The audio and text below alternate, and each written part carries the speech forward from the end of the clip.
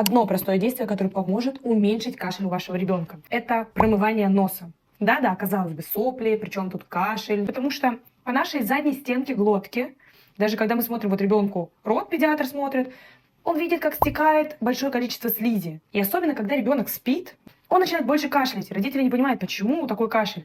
Все потому, что сопли начинают еще больше стекать и еще больше раздражать слизистую. Ребенок начинает рефлекторно кашлять. Именно поэтому очень важно промывать ребенку нос. Причем делать это правильно, безопасно. Как это делать, я прям наглядно показала у себя в рилсах в моем профиле. Заходите, подписывайтесь, смотрите, делайте так же. Это действительно уменьшит кашель у ребенка.